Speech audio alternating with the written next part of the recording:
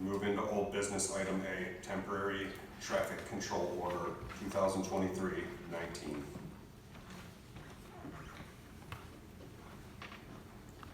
Chief. Evening. First thing, apology, I made a typo on this. I didn't catch it until after this was published in the packet. By ordinance, the traffic control order, once I've signed it, give it to clerk, is valid for 90 days, not 60 days. I did a typo and had 60 days in this summary.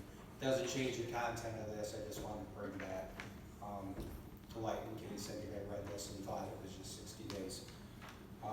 But this parking spot in front of Handmade is the southernmost spot. It's right above the culvert, which engineering and DPS determined once the holes were inspected. It's really not safe for the weight to sit on. We did a temporary traffic control order blocking that parking space off. Now I'm bringing it by ordinance. It has to, if it's going to be extended past the 90 days, it has to be done by council approval. The recommendation is that you approve this traffic control order to keep that parking spot closed above the damaged culvert until which time the culvert is replaced. Thank you, Chief. We don't have a date. Okay. Thank you, Chief. Any questions for the Chief? Thank you. Yes, sir. Mr. Mackey, do you know, is that culvert in the idea of a plan to be set or addressed? It is. We've spoke about it here before, where we were trying to get monies through a Senate appropriations to replace that culvert as well as the one at the sewer treatment plant. That did not move forward in the budget process. Between the two, we're looking at $2 million, and we have about 6 of them that need actually to be replaced. So, and given the cost, it's something that we're going to need additional grant funding to accomplish. So, do we have a timeline for that? No, we do not. So, won't hold you to the numbers, but we have 6 culverts and they're gonna cost how much each approximately? I'll let Kristen come up and speak to it, but I think these two were about $2 million. Kristen, you wanna? We actually have 18 to 19 culverts within the city. And I would say half of those are what's rated in poor condition. We had them all evaluated last year, and culverts are rated in a good fair poor, and I believe 9 of them were in poor condition. The one at the wastewater treatment plant, the one on Hillsdale, and the one on Oak Street are probably the worst 3 that we have right now. Because the 6 are the St. Joe, right? Yeah, pretty much every one of them that the St. Joe transverses up or goes under are in bad condition, except Fayette Street, which was just reconstructed. And construction costs on Fayette Street was $500,000, and then you have another $250,000 of other things that you have to do. The culvert itself was about $500,000.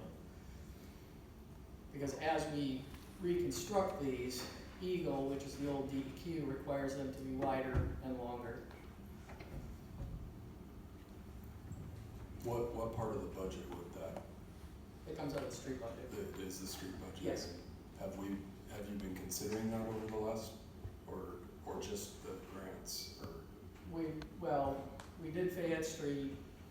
We got them all evaluated last year, so now we know what our actual needs are, so they're going to be built into our long-term plan.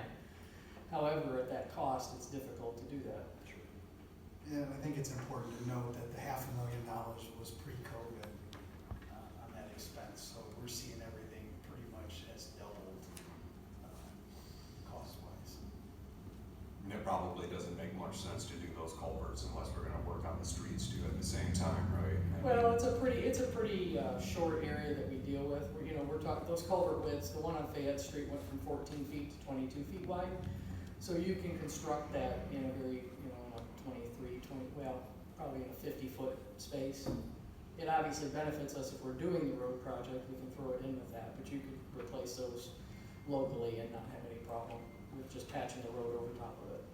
But it's a complete road closure and probably 3 to 4 months worth of work to do. Any questions for Kristen? While she's at the podium.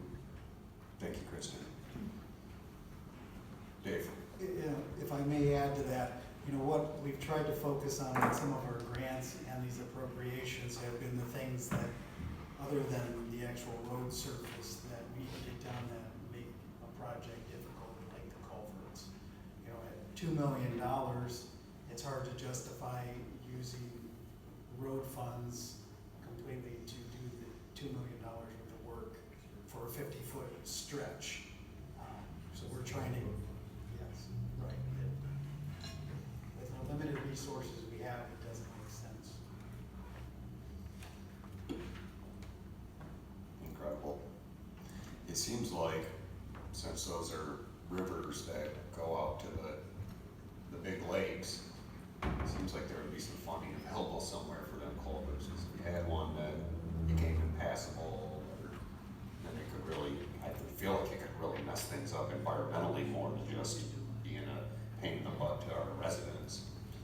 We've submitted them, one for a grant and then this Senate appropriation.